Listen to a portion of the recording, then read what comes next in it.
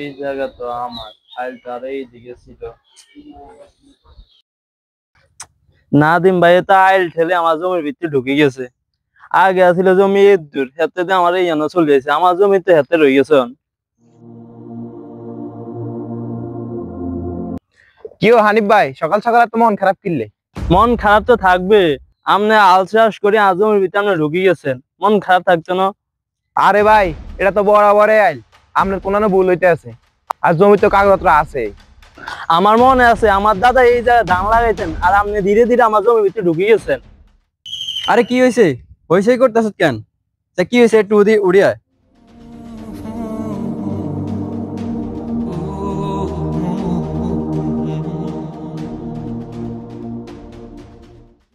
আসান চাচা, এই নাদিম ভাই বুঝেন আজ জমি ঠেলে নিজে চাষ করতেছে। আয় রে কাকা, হানিফ ভাই এমন আরো বেশি সন্দেহ করে। আমি তো কারো জমি খাই নাই। নাদিম, জমির আইল ঠেলায় মানি শুনি। দুনিয়াতে হয়তোবা মানুষে কিছু বলবে না, আখিরাতে তুমি কি জবাব দিবা? আসসালামু আলাইকুম। ওয়ালাইকুম আসসালাম। কি ও ভাইয়েরা, কি হয়েছে আপনাদের? কি সমস্যা? হুজুর, দুইজনে আইলে ঝগড়া করতেছে, কেউ কাগরে মানতে আছে না। ভাইয়েরা, আপনারা কি জানেন রাসূল সাল্লাল্লাহু আলাইহি ওয়াসাল্লাম বলেছেন, যে ব্যক্তি অন্যের জমি 1 বিঘত পরিমাণ জোর করে নেয়, কিয়ামতের দিন সেই জমি 7 স্তর পরিমাণ নিচ পর্যন্ত তার গলায় ঝুলানো হবে। আরো বলেছেন, যে জুলুম করে জমি নেয়, দুনিয়াতে কেউ কিছু না বললেও আল্লাহ তাআলা তাকে আখিরাতের দিন হিসাবের কঠিন জবাব দিবেন। ইমাম সাহেব, আমি বুঝে গেছি।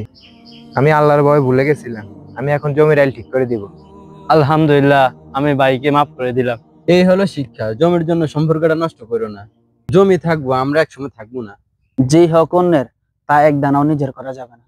হক নষ্ট করা শুধু দুনিয়ার অপরাধ না, আখিরাতের ভয়াবহ শাস্তি।